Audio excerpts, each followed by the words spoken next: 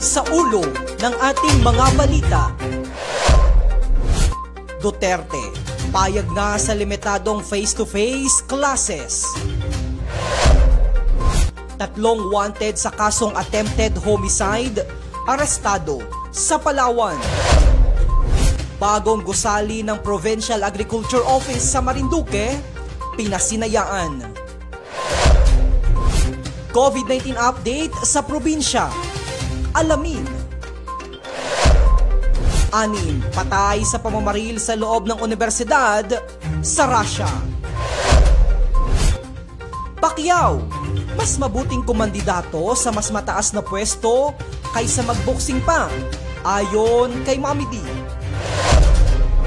Derek Ramsey, namanhi ka na sa pamilya ni Ellen Adarna.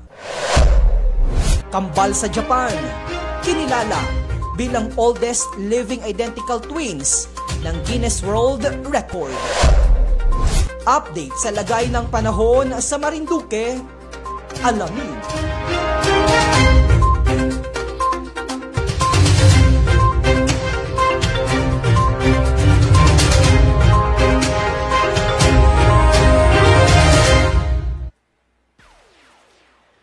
Magandang hapon, Luzon, Visayas at Mindanao, Metro at Mega Manila, lalawigan ng Marinduque, mga bayan ng Buwak, Buenavista, Gasan, Mugpog, Torrijos at Santa Cruz. Ako po si Romeo Mataak Jr. At ako naman ang inyong kabayan, Adrian Rosales. At ito po ang balitaan sa sentro ng Pilipinas. At sa detalye ng ating mga nagbabagang balita.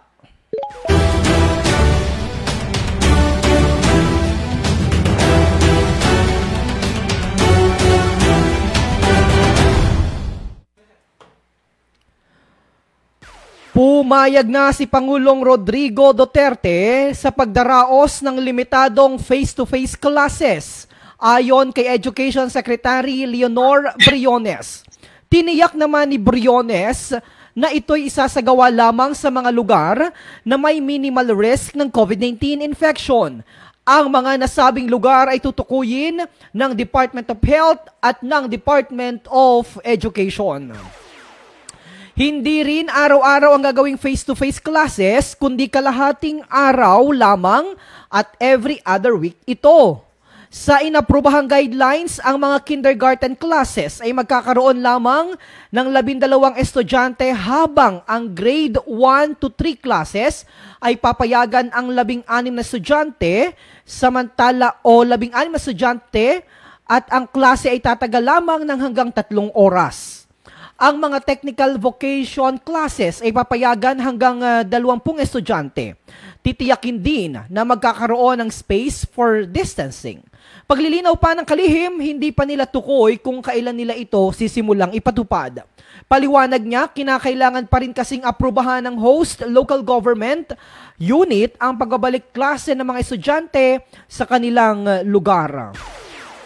Bukod dito, kailangan ding magbigay ng kanilang consent o permiso ang mga magulang at mga guardians na pabalikin na ang kanilang mga anak sa paaralan. Tiniyak naman ng DepEd na hindi nila pipilitin ang mga mag-aaral kung ayaw ng mga ito na dumalo sa pilot implementation ng face-to-face classes. Nasa 28 million estudyante ang nag-enroll para sa school year 2021-2022 na mas mataas kaysa 26.2 million na naitala noong nakaraang taon.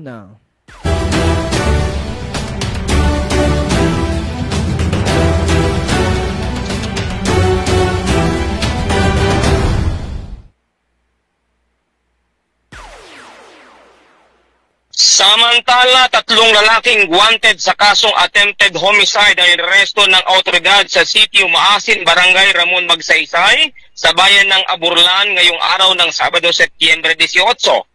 Ang mga sospek ay kilalang sina Pio Indig Girihed Jr. alias George, 30 taong gulang, Jomar Inog Salmurin alias Dodge, 23 taong gulang, Jude Morcolio, Jordabilia alias Rodel, 40 taong gulang, pawang mga residente na nabanggit na lugar.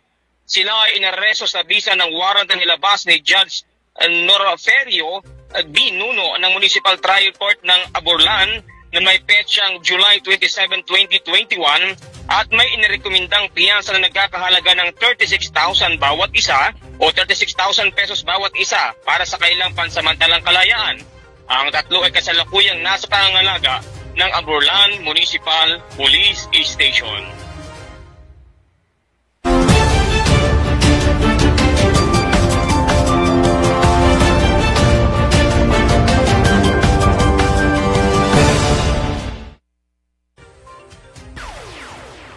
Samantala, formal ng pinasinayaan ang bagong gusali ng tanggapan ng panlalawigang pansakahan sa Marinduque kamakailan. Ayon kay Armando Pedregal, Provincial Agriculture Officer, ang bagong pasilidad na may 3 palapag ay matatagpuan sa Barangay Bangbangalon dito po sa bayan ng Buak. Aniya sa unang palapag ay matatagpuan ang Farmers Information Technology Services. Gayon din po ang corn miller at rice huskers facility, gayon din ang parking space. Samantala sa ikalawang palapag naman nakapwesto ang administration offices habang magsisilbing multipurpose hall at training center ay 3 palapag nito. Paliwanag ng hepe ng panlalawigang pansakahan, ang naturang gusali ay pinondohan sa ilalim ng Provincial General Fund kung saan ang first phase nito ay nagkakahalaga ng 15 million pesos samantalang ang second phase ay may nakalaang pondo na 11 milyon. Kami po ay lubos na nasisiyahan sapagkat nagkaroon kami ng bagong opisina kung saan ay mapagsisilbihan namin ng maayos ang ating mga kababayang magsasaka, bahagi ng pahayag ni Pedregal. Dumalo sa blessing, turnover at inaugurasyon sina House Speaker Lord Alan J. Velasco, Governor Presbitero Velasco Jr., Provincial Administrator Vincent Michael Velasco at Santa Cruz Mayor Antonio Uy Jr. Samantala mga kababayan, sa lahat po ng ating mga kababayan na nanonood ngayon dito sa ating balitaan sa sentro ng Pilipinas, isang magandang hapon pong muli sa inyong lahat. Gayon din sa lahat po ng ating mga kapamilya, mga kalalawigan na nakatutok ngayon sa lahat ng mga munisipyo at munisipalidad dito po sa ating lalawigan, partikular sa bayan po ng Buenavista kung saan ay nandyan po ang ating kasamang Jason Malalad Hermosa at Cathy Pilar na nandyan naman sa bahagi ng gitnang silangan. Mga kababayan, magbabalik po kami sa ating balitaan sa sentro ng Pilipinas. Mamaya, makalipas lamang ang ilang mga paalaala. Sino ang unang makakapagpabakuna? Dahil kailangan nating masiguradong patuloy na makakapagtrabaho ang ating health system para maalagaan tayo, ang mga medical frontliners ang unang makakatanggap ng bakuna. Susunod dito ay yung mga eligible na senior citizens dahil sila ay nasa greatest risk ng severe infection o kamatayan. Alam natin ito dahil sa ating lokal na datos na mas mapanganib ang COVID-19 sa mga matatanda. Ang pagkakasunod-sunod na kung sino ang unang makakatanggap ng bakuna ay natukoy sa tulong ng mga eksperto. Tara, sa Vida Vacunation! Kailan at saan ka dapat magpabakuna? Ang inyong national government ay nakikipag-ugnayan sa mga lokal na pamahalaan upang maihatid ang bakuna sa inyo. Ang lokal na pamahalaan or LGU nyo ang maghahanda ng pagpaparehistro at pag-ayos ng schedule ninyo sa pagpapabakuna. Mangyaring abangan ang anunsyo at instructions na magmumula sa inyong mga mayor or governors ukol dito. Tara, sa Vida Vacunation! Wala na yatang tatapat sa one and only kong dekalidad. Ligtas maaasahan sa timbang kaya magpa-deliver na ang Soleil, Soleil, Soleil. Ako sa'yo'y panatalaga. Soleil, Soleil, Soleil. Tunay ginhawa ang buhay dahil nandyan ka, Soleil, Soleil. Tawag na sa 332-1624 o mag-text sa 0938-418-2604 at 0935-317-1797. Soleil, dapat lang safe and reliable.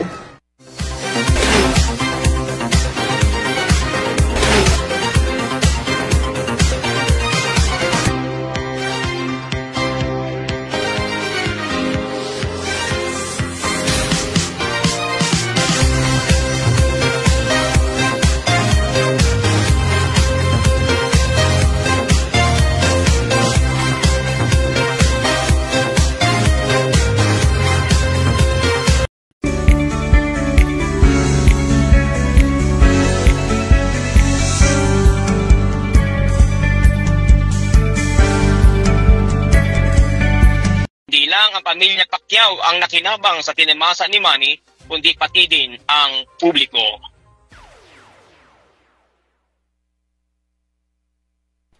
At yan mga kababayan, kayo po ay patuloy na nanunood sa Marinduque News Network, Lucky 7 Channel 3. Ito po ang balitaan sa sentro ng Pilipinas. Magbabalik po kami. Makalipas lamang ang ilang mga paalaala. Sino ang unang makakapagpabakuna? Dahil kailangan nating masiguradong patuloy na makakapagtrabaho ang ating health system para maalagaan tayo, ang mga medical frontliners ang unang makakatanggap ng bakuna. Susunod dito ay yung mga eligible na senior citizens dahil sila ay nasa greatest risk ng severe infection o kamatayan. Alam natin ito dahil sa ating lokal na datos na mas mapanganib ang COVID-19 sa mga matatanda. Ang pagkakasunod-sunod na kung sino ang unang makakatanggap ng bakuna ay natukoy sa tulong ng mga eksperto. Tara sa Vida Vacunation!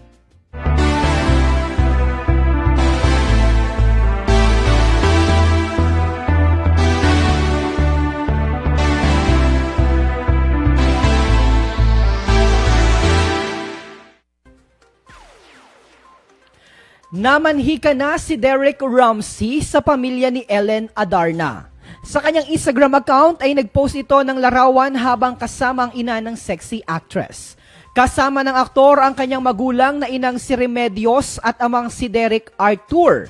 Magugunitang inalok ng aktor ang aktres ng kasal noong Marso kasabay ng kaarawan ng aktres. At ang balitang showbiz na yan inihatid po sa inyo ng Best Cafe 8-in-1 Herbal Coffee Mix.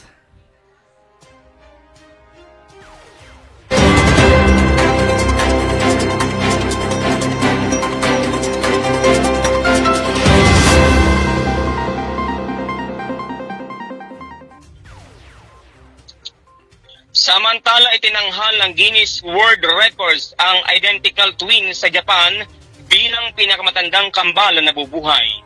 Kilala mga ito na si Omeno Sumiyama at si Komi Kodama na may edad na 107 taon at 300 na araw. Isinilang ang dalawa noong November 5, 1913 sa Shidoshima. Isinabay ang anunsyo ng Respect of the Aged Day, isang national holiday sa Japan. Dahil sa COVID-19 pandemic ay pinadala na lamang sa kanila ang certificate na magkahiwalay na care homes. Nahigitan ng dalawa ang dating may hawak ng record na sina Chin Narita at Jin Kani na may edad na 107 years at 175 days na pumano noong Enero 2000. Sa Japan rin matatagpuan ang pinakamatandang tao sa buong mundo na si Kane Tanaka na may edad na 118.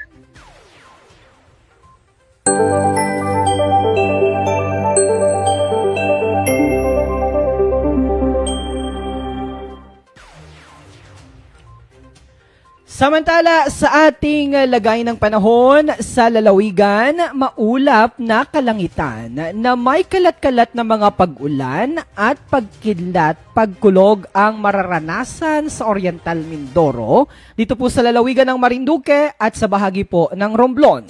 Bahagyang maulap hanggang sa maulap na kalangitan na may pulo-pulong mga pag-ulan o pagkulog ang iiral sa Kabikulan at Northern Samar. Mahina naman hanggang sa katamtamang hangin mula sa timog silangan ng iiral na may banayad hanggang sa katamtaman na pag-alon ng karagatan. At dito po sa bahagi ng buwak, kanina, ang lakas ng buhos ng ulan. Talagang hindi natin na maalaman kung kailan malabas o sabi nga ni po ay mabuhos itong ulan na ito, partner. Diyan ba sa Gasan umulan ngayong maghapon? Ayun, dito naman sa Gasan, kanina bahagya lang kumulimlim. Yan nga sa inyo sa buwak ang sobrang madilim. Pero dito, wala na po tayong naitala na pagbuhos ng ulan sa buong maghapon. Oo. Kumusta naman ang partner ang lagay ng karagatan? Alam mo, nung dumaan ako the other day, napakaganda ng dagat at kalmada ang lagay ng ating karagatan. Ano? Oo. Maganda naman ang lagay ng ating karagatan ngayon dahil nga siguro wala naman tayong low pressure area na mamataan sa ating bansa ngayon. Opo. By the way, si Kabayang Adrian Rosales ay nandyan po, nag-uulat, live sa bahagi naman ng Barangay Masiga, Gasan, Marinduque, kung saan siya ay naka-work from home. Ayan. Alright, so ang araw po ay malubog o lulubog, alas 5:53 ng isang magandang hapon. Ayan, at sa ating pagkaing pangkaluluwa ngayong hapong ito, na siyang ating gawing paon sa ating espiritual na buhay, mula sa aklat ng mga awit 139, versikulo 23 hanggang 24, siyasapin mo, O Diyos, o siyasapin mo ako, O Diyos, at alamin mo ang aking puso. Subukin mo ako at alamin mo ang aking pag-iisip. At tingnan mo kung may anumang lakad na kasamaan sa akin. At patnubayan mo ako sa daang walang hanggan.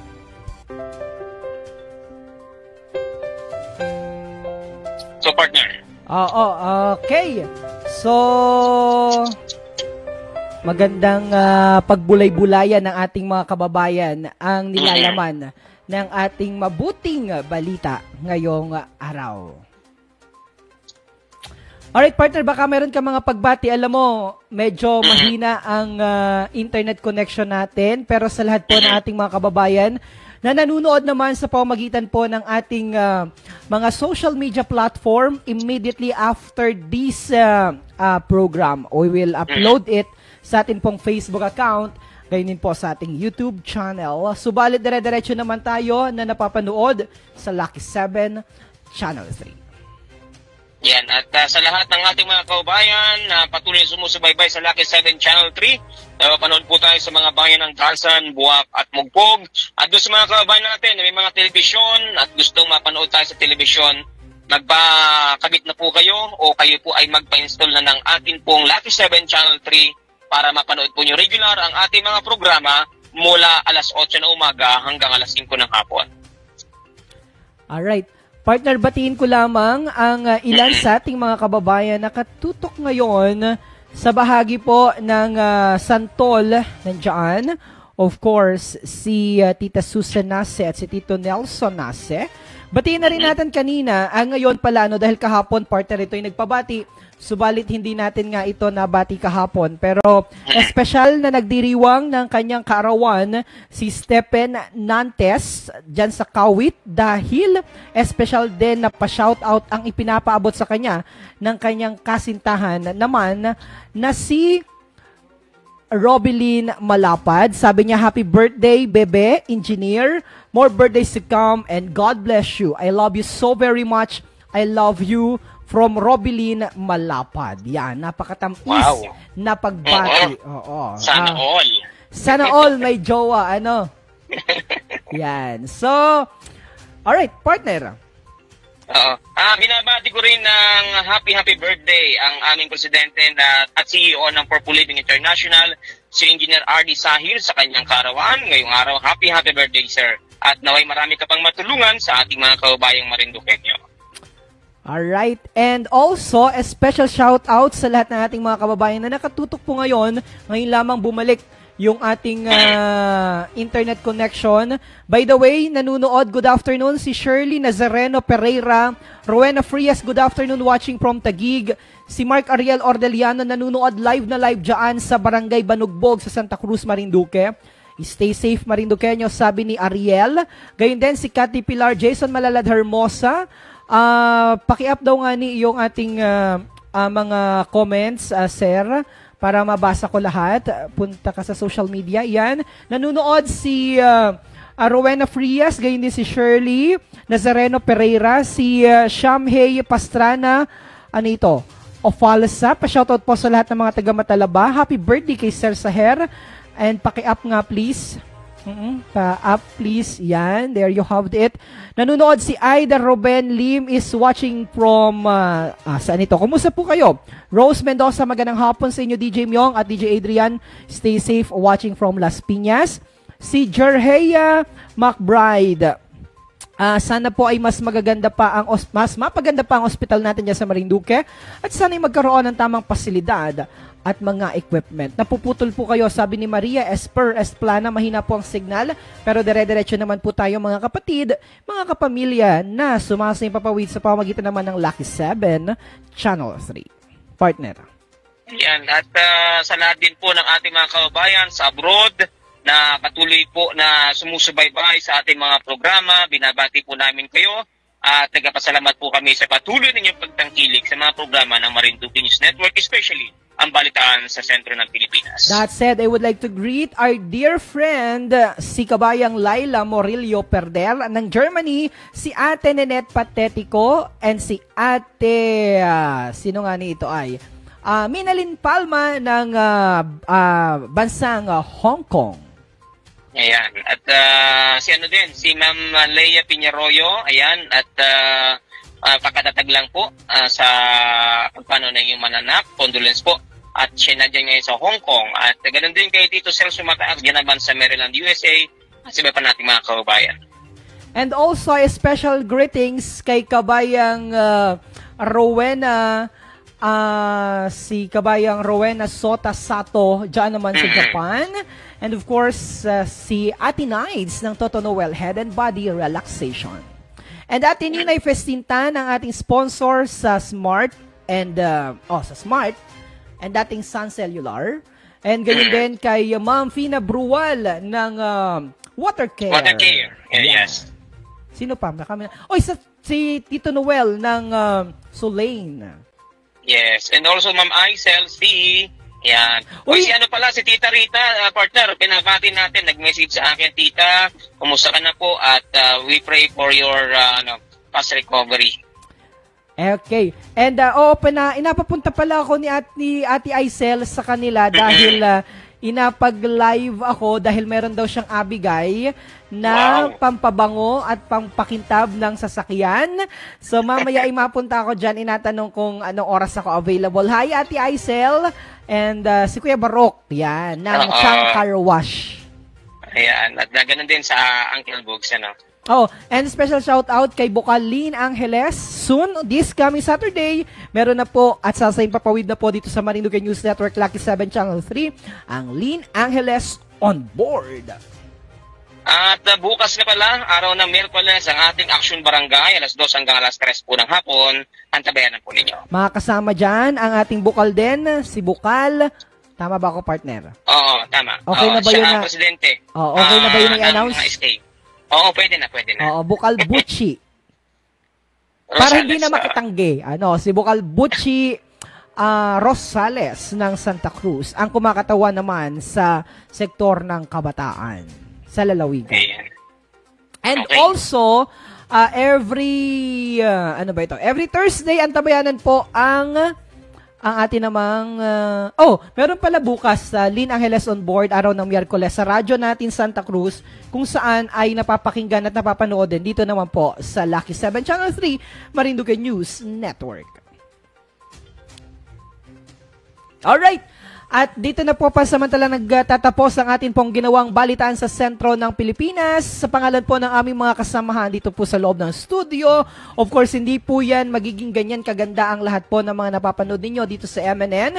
Hindi po yan may isa sa katuparan at mapagsasama-sama ang lahat po ng mga nakalap na mga mahalagang detalye at balita sa loob ng isang araw ng pinagsanib na puwersa ng Philippine Information Agency at ng Marinduque News Network kung wala po ang aming mga kasama sa bahagi po po ng teknikal, nakasama po namin si Mr. Jopet Lumagbas. Samantala, sa bahagi po ng ang amin pong director, si Direk Mark Cesar Ola. Ang assistant director, si Mr. Santino Latorena. Sa bahagi po ng produksyon, nandyan naman si Mr. Mark Nardo. Ako naman, Romeo Mataak Jr., ang inyong naging tagapagbalita. Romeo Mataak Jr. At ako naman po ang inyong kabayan, Adrian Rosales. Magkakitaan, sumabit pa yung partner, patapos na isumabit pa. Magkakitaan, magkarinigan po tayo bukas sa kaparehas na oras at himpilan. Dito lamang po yan sa Marinduque News Network, Lucky 7 Channel 3, alas 4 ng isang magandang hapon. Ito po ang balitaan sa sentro ng Pilipinas.